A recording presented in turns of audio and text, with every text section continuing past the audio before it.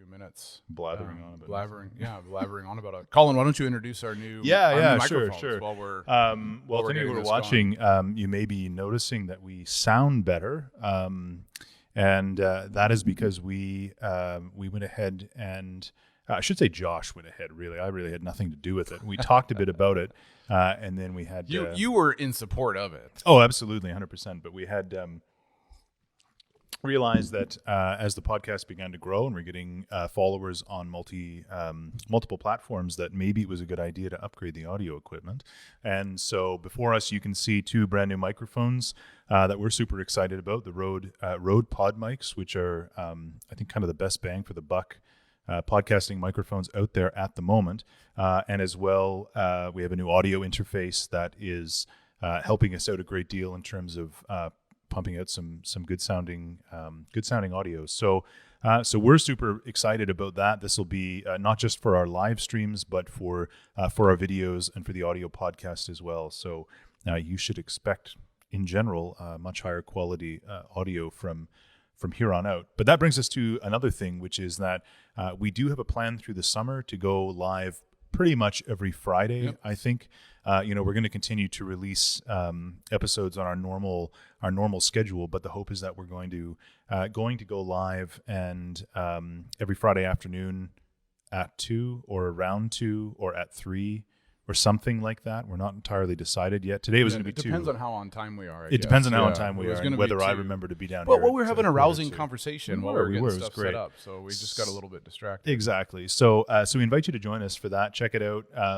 We will take vacation periodically, so some Fridays it may not happen, but the hope is, at least for the summer, every week to just keep engaging people in conversation and in what we like to talk about on Silent Fire and that sort of thing. So. And now we can do it in like pretty much high fidelity. So that's really right. Good. But we're figuring out the ins and outs of live streaming. Josh was showing me MySpace a minute ago, and now you're not supposed to talk about MySpace. Right. Who remembers MySpace? Who has a great? So essentially what we want to do today, there's a couple things. We were just going to start having a conversation about following God, but we're curious do you guys have any questions? Some of you have been following the Silent Fire podcast. Last week it was the beginning of this week. We went live with an interview with the nuns from the Sisters of the Sacred Heart of Jesus of Ragusa, which is a local convent here in Summerside, Prince Edward Island. And we talked all about, to me, what was essentially they were talking about a spirituality of love. Love. Yeah. And that everything that they do revolves around ministering to the heart of Jesus.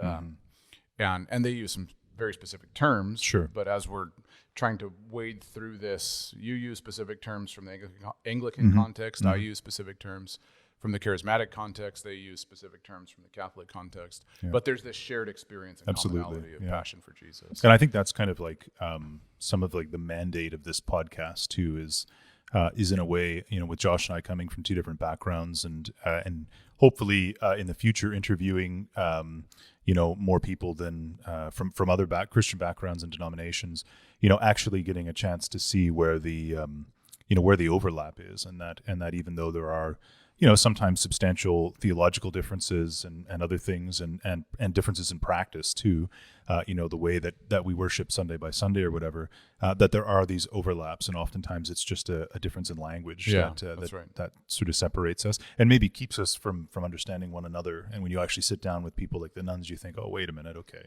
I understand. When they were talking about some of the experiences they'd had in God, I was going, I understand that. That resonates with me. I may not have had the exact same experience, but I've had something like that. For sure. Or those types of things have happened to me. And so I loved that there was this, you can easily see the commonality in the way that we experience God. And I think that when it boils down to it, the purpose behind the podcast and Silent Fire is we all carry that silent fire, right? We carry that silent fire, the presence of God. And the way that we experience him, though we use different theological or cultural language even to convey that, and language is important, but we all come from different backgrounds. And so our shared commonality is this passion for Jesus and the ways in which we've encountered him. and the way that he's transformed us and touched our hearts. Yeah. And nobody that's encountered Jesus can deny that that's the case. And now we might we were talking earlier, we might fundamentally disagree about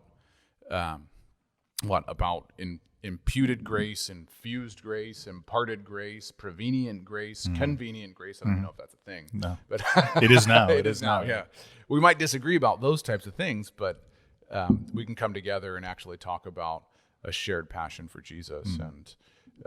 And that's, I love that. So anyway, if you have, so we have one comment, which is, this doesn't really count. This is like the worst thing. This is my dad. Oh, no. My dad commented on the live stream. Hi, Mr. Hoffert. What about MySpace? Nothing about MySpace. It was just a reminiscence. Yes. I don't even think he knows what it is. Okay. So, yeah. There's nothing there. That's right. Yeah. Anyway, so if you have any questions, and by the way, if you're listening now, if you comment on the live stream, you just comment the word fire. Just type in fire. You'll get a Facebook Messenger will pop up with links to the podcast and links to the website. So if you're interested about more when it comes to Silent Fire, to the podcast, and to what we're doing, there's tons of awesome videos on there. Just like I think Colin just commented fire on there. So if you do that, you should get a Facebook message pop up to check out. You can check it out later, but it'll give you a link to the podcast, the YouTube page, and to the website for more information. So comment fire if you want more information about Silent Fire. So one of the things we just thought, if you have questions as you're going, comment a question to us, and we'll try and do our best to answer it. And we'll look at those things. We're tracking the comments, but. Colin, we were talking about just kind of what are we going to talk about today? What in this life of following God and experiencing transformation that comes through, in from my context and the way I see Scripture, we've got a man like Isaiah. It says in Isaiah 6, he sees the Lord high and lifted up, right, and he sees the train of his robe filling the temple. So he's got he's captured this image of incredible beauty. He actually never describes what the Lord looks like, which is, of course, fascinating, that he never says this is what he looked like, but he describes everything around him. And it says, I am undone. I'm a man of unclean lips. And then so he's totally begins to come to grips with his depravity. Right. I'm a man of unclean lips. And then he begins to experience and discover the call and the passion of his life. Right. Right. I'll send me to the people. Right. Yeah. So we've got capturing a vision of the beauty, the discovery of inner depravity, the transformation and the willingness to go. And so all of it couched within this, I've encountered the beauty of God. Right. So in your life presently, and with that kind of idea, framework, have you had any Isaiah experiences? Or how is God transforming you? What are you learning about him? What's he speaking to you about? What's going on in your world, in your Anglican world? Sure. And especially through COVID, what's going on in the churches. I know we've talked some about what's going on in your diocese and stuff like that. So, what's going on in your world, Anglican world? Yeah, I think for me, this has been like the whole shutdown pandemic, self-isolation time has been a really good time to reflect deeply on the shape of my ministry here in this place, in Summerside, and what has it looked like? I've been here, I'm coming up on 4 years here in September. And so I've been giving a lot of thought to like, what has my ministry looked like? What can it look like? What do I want it to look? What do I feel called? How do I feel God is calling me to shape it because of this, in response to this? Right. And I don't mean sort of just like, how am I going to respond to COVID or whatever, but I mean in general. And when I have reflected back on it, and as I said a minute ago, for those, who may not have been here, around just before Easter, I sort of saw that I was falling into patterns that I easily fall into of like, of just sort of like just wanton sloth, like I'm just like, it is too easy to sit in your church. I can't. You're an Anglican priest. I know. But like, you have a collar on. I have a collar on. I can't admit this, but I do. Netflix exists in my house, and so does YouTube. And it's so easy for me to fall down the rabbit hole. And and to just sort of sit around. And I mean, like sometime like, COVID and the pandemic is just like, it is a brutal temptation to just lethargy and nothingness. Right. And so, I saw that beginning in myself where I'm just like, like this is either for me a call to kind of like sink into oblivion or really have it transform my ministry and transform my own heart too. Right. And so I actually took it upon myself to say, okay, I'm going to go to the church every day. Now I don't live stream it on Sundays and Mondays, but on Tuesday through Saturday, I said, I'm going to go to the church. I'm going to live stream for the benefit of my parish and whoever watches these services of morning and evening prayer every day. Right. And so that alone has just, it's not actually a vow that we technically make at our ordination, but until very recently at our ordinations, one of the vows that an Anglican priest would have to make is that they would pray those services every day, no matter what, unless you are, as the Book of Common Prayer says, something like, hindered by grievous sickness. Right, sure. Unless you absolutely can't, you should. And so, it's a struggle for any Anglican priest to do that. The church doesn't really teach that we should anymore. And so I took it, I was like, I'm going to do it. This is going to be my time to sort of like work on this habit of prayer. And regardless of whether people were tuning in or not. Absolutely. It had more to do with you offering the prayer. And that's one of the things I love about the rhythm of the liturgy. Right. Yeah. We've talked about this, and so if you're watching and you're watching in the future, and we talked about the difference between life in the church from the Anglican perspective and life in the church from the Charismatic perspective, and liturgical prayer versus charismatic prayer. Yeah. And one person commented and said they wish we would have fought more about it. One day, but this is what I mean. We find maybe more agreement than we do disagreement. Yeah, and that's true. That's true. Yeah. So anyway, if you want more of those episodes, if you comment on the video, just the word fire, you'll see a couple people have done that already. You'll get a Facebook message, will pop right up, and it'll give you a link to the podcast and to the website. So if you're watching, comment fire, and you'll get a link thrown straight into your inbox. That's one of the things I was saying that I love about the liturgical rhythm is you don't so much the fundamental shift from we're gathering to offer prayers versus we're gathering to teach the people, right? Or to provide a service for the people, right? Yeah, right. Yeah. And I'm sure that still some functionally exists within the Anglican church. Yeah, for sure. But the charismatic service really revolves around that. We're gathering for the purpose of the people. The Anglican is, and the liturgical is, we're gathering for the purpose of the prayer lifted up to God. Absolutely. And so there's definitely a mindset shift, and there's benefits and detriments to both of them. But anyway, so you were saying. Well, and just to say that, like, through that time of this since, March or April, this sort of daily rhythm of prayer for me every week, I've come to realize that I'm like, okay, coming out of this, whenever that is and whatever that looks like, the way I spend my time every week is going to have to change, because I'm just like through it. I'm like, I am not spending nearly enough time in prayer as a priest, and I'm spending too much time in an office, too much time doing the admin stuff that, like, every pastor is just it's easy to do thing for everyone in every job, right? Yeah. And I need to spend more time in the care of the people, visiting, calling, going to the hospital and that sort of thing, and just sort of say, look, like, if this administrative task doesn't get done because I'm spending my time with someone who's sick, is that really a bad trade-off? No, not really. Is spending time in prayer versus spending an extra half an hour in my office checking emails a bad trade-off? No, of course not. Right. Yeah. Now that's not. You're basically emailing God. Yeah, basically, exactly. Yeah, exactly. And so it's not. I mean, that's not an Isaiah-an, this grand kind of revelation, but for me, there is the principle of woe is me, I'm a man of unclean lips, right? Oh man, I recognize this tendency within me to disintegrate my spiritual life. Yes, which is a similar type of revelation. Yeah. Maybe it's not as, like you said, it's not as grand as Isaiah's vision, but Isaiah only recounts having that vision once. So I think it's the only time he saw the throne room. It's interesting. Just a little. I know.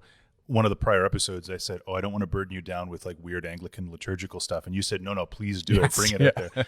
But just a note on that, one of the neat things that a lot of people wouldn't know is that during our services on Sundays, the communion service, when we every Sunday we proclaim a gospel reading, like a portion of the gospel. And when we do that, you actually bring the gospel book down into the midst of the people, just to reiterate the coming of the word to humanity. Right. And before you do that, when you take the book from the altar that contains the gospels, there's a private prayer that the one who is about to proclaim the gospel says, that calls on Isaiah and basically not calls on, but basically says, as Isaiah's lips were purged with a live coal, purge my mind and my heart and my lips, that I might worthily proclaim the gospel. Right. Yeah. So there is this sense, even in the service, that it's like, I'm not even worthy to proclaim this, but like, Lord, make me worthy, and so I can do it. So I think about that a lot too, just with all of what I just said, and in the service itself. Yeah. So when you, by the way, if you're just tuning in, like the feed, share the feed so more people know that we're going live. This is our first. We're going to be working on a rhythm every Friday throughout the summer, most every Friday throughout the summer. We're going to work on going live in the afternoon. Taking your questions, taking your comments. What are your questions about following God? What are your questions about a life of prayer, and what does it look like to? I mean, I imagine there's some people out there that have. How do you come together when you have different theological perspectives? Sure. How do you have conversations like that? And even could be, like we were talking earlier, could be as vastly different as a liberal theological perspective as opposed to a conservative one. Sure. But there's room within the structure of faith to question those things and have a good dialogue about those things. So if you have a question, comment that. If you want more about Silent Fire, my friend Josh Lewis, he's my friend down in Texas. He says our lighting looks good. Thank you, Josh. Awesome. Yeah, that's not a question, but it's a comment. Yeah, so it is. Thank you, Amazon, and like $100 Chinese light sets. That's right, $100 Chinese light sets. Yeah, you can't say China. Because now with the Hong Kong bill, we're not going to go. We're not going political. It's not a thing. Yeah. Thanks, Josh. Yeah, that's great. So if you want more information about the podcast, just type fire on the comments, and you'll get a Facebook message about that. Anyway, so as you were kind of coming out of that, what did you call it? Wonton sloth. Wonton sloth. Wonton, not wonton. Soup, yeah. That's on the menu at China King or whatever the restaurant is. Wonton sloth. What were there specific ways you tried to discipline yourself as you got up? Even little things I know people will do in the midst of this is put a pair of pants on. Yeah. Right. Well, rather than just your. Here's the thing that helps me is that I'm not a big. Josh brought coffee today, and I'm not a big coffee guy. So when I drink sponsored by Java Blend. Yes, exactly. And the coffee roaster in Halifax. It's good. You hear that, Java Blend? That's right. Yeah. Silentfire.ca. Yeah. But I'm not a coffee guy, so I do every morning. I get up. My wife, she laughs at this all the time because she's like, I get up and I shower and I get dressed like within minutes. Right. I can't wear loungewear, but I can get dressed and then I can go down and just like sit on YouTube. See, I'm the opposite. Hours. Right. I'll get up and I'll get up and be productive, but never get dressed. Right. No. It's like, oh yeah, that's right. I have to get dressed. I at least get in the mindset. I mean, I'm just having your loungewear on, right? Yeah. But anyway. But I woke up a bit earlier, I set the time, like we do the live stream at 9:30. So I'm like, that way I'm like, I have time to set a time to read in the morning. Right. That happens sometimes. Gave you some structure to what my day is going to look like. Yeah. Right. And it just sort of bookends the day. Like I just wanted this way to sort of say, okay, one of the first things I'm doing in the morning before YouTube and Facebook and whatever else is praying. And, before I kind of settle down into dinner in the evening routine is going back to pray. Okay. So carrying on, where were we going? What were we saying? Well, I think I was going to ask you the same questions you asked me. Curious about the movement of God in your life lately. And, given the, given the whole pandemic thing and all else. Yeah.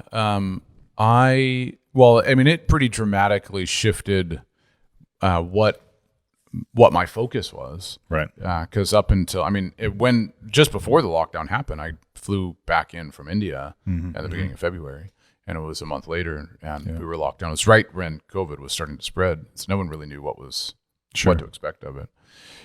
So I was in India, and I had a busy travel spate scheduled up through.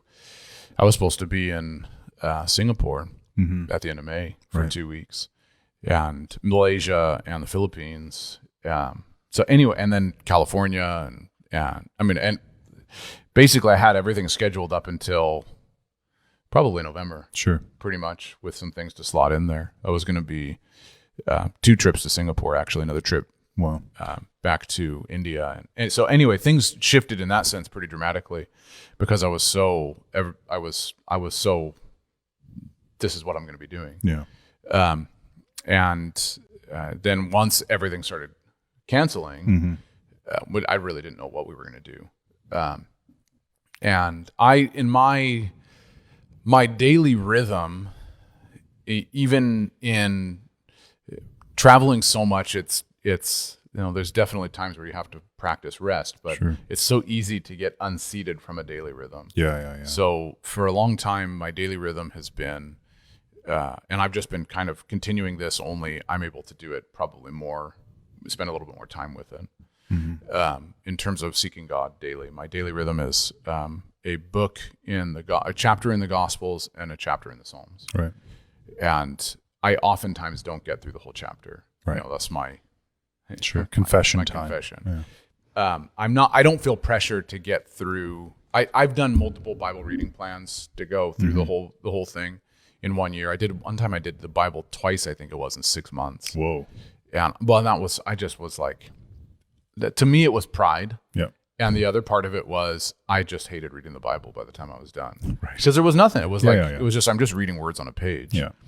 So a few years ago, I just tried to slow down my process of reading and less reading just to read and more reading to digest. And I found probably about a year ago, my reading of the Gospels really shifted to just what did Jesus sound like? What did he feel like? How did he talk? How did he engage with people? And so I would just find, like, the other day I got stuck on Luke 8. What was it? Luke 8. I think it's like verse 40 or so, something like that. And that was the only verse, literally the only verse I read that day. And I went to a psalm as well, but in the Gospels was Luke 8 verse. 8 verse. This is right where he. 8:40. I was right. Look at that. Good man. You've read this before. And it says, so it was when Jesus returned that the multitude welcomed him, for they were all waiting for him. And I just got stuck there, like, they welcomed him because they were waiting for him. What would it look like to wait for him, to be expectant for him? Right. And I even find, having studied the Desert Fathers and the early church fathers for so long, I tend to spiritualize the texts. I know that's my tendency. And it's funny, reading the woman with the issue of blood for 12 years. Juxtaposed also with the 12-year-old girl. I think it was Cyril of Alexandria, Cyril of Jerusalem. They're two different ones. I don't remember which one it was. I think it was Alexandria. Early church father. He reads both those stories, and rather than talking about the nature of Jesus in those stories, he talks about how each one represents a different strain of the church. So it's all, cool. The early church fathers tend to do that quite often, is spiritualize the text. And I don't really have a problem with people doing that, but you also need to approach, probably the first thing to be expectant is to let go of any offense or bitterness that you have and practice that, letting it go. And then to practice turning your heart to the Father. Right. Whenever you forget that your heart's not turned, whenever you realize your heart's not turned to Him, you just turn it to Him. Real simple. The Madame Guyon, a prayer is nothing but a lifting of the heart up to the Father. Right. And I think Evagrius is solitary, similar, the lifting of the intellect or the higher portion of mankind. And so just some simple things for waiting expectantly the Lord was talking to me about. And today, as I was meditating on Scripture, the thing that struck me about the nature of Jesus, because now I'm still stuck in Luke 8, I've been stuck in it for the last 3 or 4 days, is in the woman with the issue of blood for 12 years and in the little girl who's 12 years old who's died. Both of them would be considered unclean. A dead body, and a woman who, anytime a woman's on her period in Leviticus 15, it talks about she's unclean for 15 days or 7 days or something like that.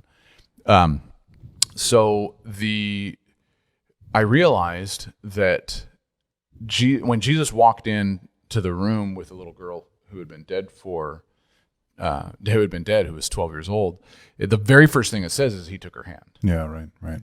And the woman with the issue of blood for 12 years, she doesn't want to speak up, right? Because if she's caught having touched the rabbi, she's just defiled him, right? And so that's a social stigma. She doesn't want to say that. Mm-hmm. And I realized that those are Levitical priestly laws, right, that were rigidly practiced in that day. Like that, there's no rabbi or priest or Levite in the time of Jesus who would look at those things the way that Jesus did. Right. And he didn't look at what she did to him as something that imputed unrighteousness to him. Mm-hmm. Mm-hmm. And he didn't look at the girl who is dead as him coming to touch her and defiling him. Right. And I thought, he had such a different view of what it looked like. See the disciples consistently missed who he was, and it continues to say because of their hardness of heart. Mm-hmm. The hardness of heart came because of the religious system they had that said, we expect him to come in this specific way. They had to go through a process of utter humiliation and losing everything to the point where there were only 12 left to even begin to understand who he is. Mm-hmm. Mm-hmm. So I just was going, he didn't look at the law as something to perfectly fulfill in the sense that I have to structure every action according to what Leviticus said. Mm-hmm. Because the higher call was the call to love, which is what Paul, of course, says in Romans 13, that love fulfills the law. Yeah. And so the higher call was for him to love. He looks at the woman and affirms who she is. You blessed are you, daughter of Abraham, your faith has made you well. Mm. And he touches the girl and says, little girl, arise. Yeah. And so I thought, wow, he had such a different view of the religious institution and what it would look like to fulfill the law. Yeah. And I've just been thinking about how ways that we adopt a mentality that somehow, in some way, we think we earn righteousness, right? Or the religious system. Like one of the ones I was thinking about today and chatting with my wife about is how, for many people, when they start to become aware, and this is true in the charismatic and the evangelical background, so you can comment on the Anglican background. But when people come into an awareness of, I want to do something significant for God, there's some kind of call in my life I'm called by God to do something. Right. The natural recourse is to go to a seminary. Right. Right. Yeah. And so that's the system that we have. Right. Is if you're called by God, then you go to a seminary. Right. And learn. Now that's not the story of my life. Mm-hmm. And I also had, but I did go to a ministry school. So sure. In the charismatic fold, it's almost the same thing. Mm-hmm. I have a friend. He was a young adult pastor for a long time, and he said, getting the young adults out of this mindset that I have to go to a seminary in order to follow God. Yeah, right. And maybe you're called into some kind of marketplace or some kind of maybe you're called as a business owner. I have friends that are very wealthy that are absolutely fulfilling the call of God on their life, and has nothing to do with what you would classically quote as ministry. Sure. But that's one of those things that we go in if I'm going to serve God, then it has to be in this capacity. Yeah, absolutely. For some people it is, yep. Right? And there's another religious system thing that we had. On our Thursday morning live stream with the church, we talked about, I brought this issue up. One of the other one, and this one's controversial. I love bringing this up because it always wrinkles people, is you're a good Christian if you vote. Right. As if voting was a moral obligation. It's a citizen. You're a good citizen, sure. And it is an obligation as a citizen to vote, and you should vote. I'm not saying don't vote. What I'm saying is it doesn't earn you anything in the kingdom. No, sure. And it's not an inherently Christian thing to vote. Mm-hmm. It's an inherently Canadian or American or whatever, right? Sure. Thing to vote. And we get those things mistaken. And when the problem is when we get them mistaken, so that the young adult that goes to seminary, who's not even called to go to seminary, they think they've accomplished something in their life when they haven't. Right. The person who goes to vote thinks that they've accomplished something in their life when they haven't. Yes. The call to the gospel is to lay your life down in love. Yeah. And discover more unique ways of doing that. Yeah. Until you die. I think what I've noticed in our tradition is with regards to the what you've said about seminary is there tends to be this devaluation of any other kind of ministry but the ordained ministry, where it doesn't seem like there's a lot of people in my experience who even talk in terms of being called to ministry, that, like you said, the natural thing is to just be like, well, it must be to the priesthood, or it must be to as a deacon. Right. And what I try and, build people up and talk about is I'm like, look, if your ministry is to, come in and set the altar up for communion, like that is your calling, and you can do that beautifully. And if your calling is to, there's a parishioner in the church who can't do a whole lot, and so they call people and just check in on people. Right. And I'm like, that is like as much a calling to a ministry as mine is to what I do. Yeah. But the church, I think at large has, I don't know if it's this amnesia where we've forgotten that, or we devalue those roles, or we think we deal with it in this sort of consumerist mindset rather than thinking of it as a calling to a ministry or vocation. So yeah, I mean, there are correlations for sure in my world too. Yeah. Yeah. And it can be problem. It doesn't help people discover what God has created them to do. No, I've noticed that when I'm doing the thing that my heart sings with, that I'm like, this is what God has called me to do. All of the other stuff kind of fades into the background. Totally. Right? Yeah. It's like all the insecurities, all the anxieties, all that kind of stuff. I tend to forget that they're there. Not to say that they don't come back. Yep. Because God still brings us through that process of purification, sanctification, that kind of stuff. But like I said, when I'm discovering that, I don't tend to think, am I doing the right thing anymore? Mm-hmm. Yeah. Right. I'm just now I go, oh, how do I become more and more like Jesus? Mm-hmm. And in becoming more and more like Jesus, the outflow of what I want to invest my time in will be the fulfillment of my call. Yes. Yeah. And it's not am I doing the right thing? Am I not doing the right thing? Do I need to buy this cereal or this cereal? Yeah. It's not anything like that. Yeah. It has everything to do with how am I laying my life down and becoming like him. And I was just chatting with a young adult today going, it's like we tend to have, in the charismatic language would be, we tend to have a gift first mentality. Right. What's my gift and how will that enable me to fulfill my call? Right. And which to me is backwards. Yeah. Is what's my call? Who has God created me to be? Yeah. Now, how does my gift help me fulfill that thing? Yeah. And anyway, and so I'm just trying to get people to rethink. You're called whatever sphere you're in. That's why Scripture says many are called and few are chosen. Sure. You're called whatever sphere you're in. We tend to miss it because just like the apostles in Mark 6, they totally missed the issue of Jesus feeding bread in the wilderness, which on looking at it now seems obvious. He's the temple in the wilderness feeding them bread, just like the temple in the Old Testament. They gathered around and received bread from heaven. So he said he has the bread of life, and the bread. It's like, it's clear. Yeah. And it doesn't take a rocket scientist to figure that out. Yeah. But their hearts were hard. Sure. Because they had an expectation that he was going to be a king, raising up an army, taking that army forth to conquer Rome. So they totally missed it. Yeah. And we just have this, all of these, it's supposed to look this way, it's supposed to be this way. Yeah. And we still do it today. Yeah. So that's really what's really been on my heart lately is how to ever more become like him, and not look at the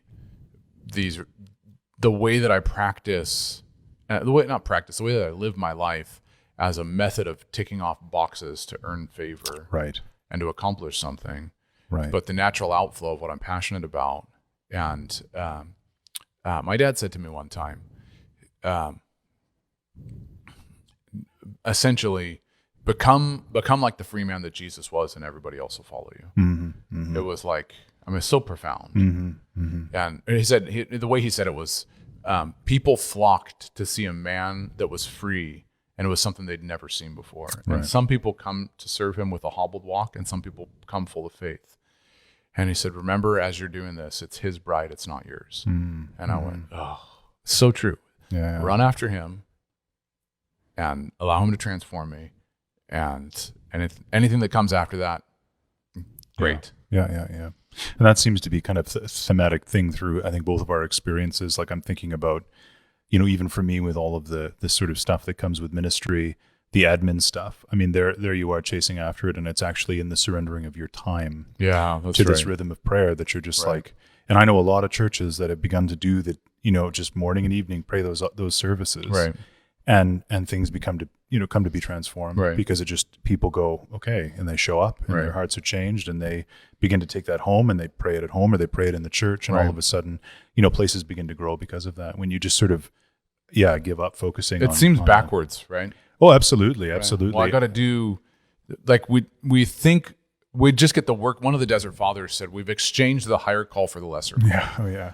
And he said the call to work to us becomes more important than the call to love. Yeah, yeah. And really the call to like the sisters. Yep. Like what was it? Reparations to the Sacred Heart is the language they use, but it really just meant loving Jesus and serving the poor. Yep. Right. Yep. Is essentially, if you boil it down. Mm-hmm. And we've exchanged that's now the lesser call. Yeah. And the greater call is the admin, right? Yes, well, I got all the admin to do. And then once I do the admin and once I do all the other stuff, then I can find time. Yeah. I've got 3 young kids. Yeah. Once I do the admin, I'm ready for bed. That's right. I mean, I usually wake up in the morning, I'm ready for bed. Yeah. That's why you stay in the loungewear. Yeah, that's why it's just an easy transition into it. That's right. But no, I mean, it is... it is that thing where you get so concerned with, growing the church and what do we have to do? And so often that the answer is actually just give up your time to pray. And that's what you need to do. Okay, well, we're going to start wrapping it up. We've been going for a while. So again, in continuing our conversation, we are going live pretty much every Friday. I don't think we'll be on next Friday because I'll be camping. Yeah, and maybe not the next if I'm away. Yeah, we'll figure something out though. Yeah. But our goal is to go live pretty much every Friday throughout the summer. Throughout the summer, yeah. That maybe if we miss next Friday, then the following one we don't have to be in the same place. No, that's true. We can do it still. That's true. We could now that we have the Atlantic Canada bubble, we can go travel. So anyway, and I think next Friday I'll be out of cell reception, which is what I'm gloriously looking forward to. That's what you're aiming for. Yeah, that's what I'm aiming for. That's right.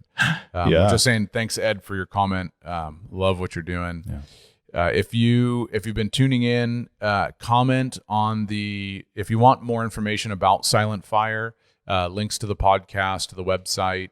It's a podcast that Colin and I started back in March, started planning back in December and launched in March, right when the lockdown happened. Yep. I think our first recording day we were locked. We just started the lockdown, or was it before that? Maybe right around there. Right around. Yeah, the coffee cup was still in the church, so it must have been right around there. That's right. So if you want more about Silent Fire, comment fire on the live stream, and you'll get a Facebook message link taking you with a link to the podcast and a link to the website, so you can watch the videos, comment on the videos, let us know what you think. We've put lots of stuff on there. We try and have fresh content weekly, sometimes more than once a week. But basically, we're going live with a video pretty much every Monday, and then periodically throughout the week as well. So comment and like, share, subscribe to the YouTube channel, share the video here, invite people to join in on the conversation. We'd love to see your comments, your thoughts, all the stuff what's going on in your world. How is God teaching you, and how are you following God? What are your questions, and what are your stories, and what are your testimonies? How is God encountering you in this season of life? And because we know it doesn't stop. No, and it's necessary. No. I don't know what I would do if I didn't. If my goal in the spiritual life at this point is to become aware of the Father's heart at least once a day, and that it doesn't seem like a tall task, but it becomes a tall task. It sure does, yeah. And but I know he like Karen, you put, I don't know if you put you commented fire. If you put fire in the comment, I don't know that you'll get the message. There's a keyword thing. If you comment just the word fire, I know you're excited, and so I love that. But if you comment just the word fire, then you'll get a Facebook message. Yeah, it'll automatically come in, and it'll say, "Here's a link to the podcast, and here's a link to the website." So, anyway, what are your final thoughts? Final thoughts, man. Yes. Well, thank you for your patience. We've had some technological issues today. Yes. We almost had a third stream there. We just almost had to do third continuation, but Thank you for your presence with us, and I think our hope for these live streams is just that this is going to be a way for us to engage with more people in a more direct way, and really absolutely come closest, I think, to having a straight on conversation with people, and that's something I'm really excited about. So keep tuning in and pray for our technological issues. Seriously, that things will smooth out and we can keep delivering this content issue free, and we'd appreciate that. Right. So that's right. Yeah, we love you guys. Thank you for all the support. Thank you for the comments. Thank you for watching and tuning in. It's just a privilege to be able to do life together, and then with people in this age of technological wonder. Absolutely. Yeah, that's right. And frustrating internet.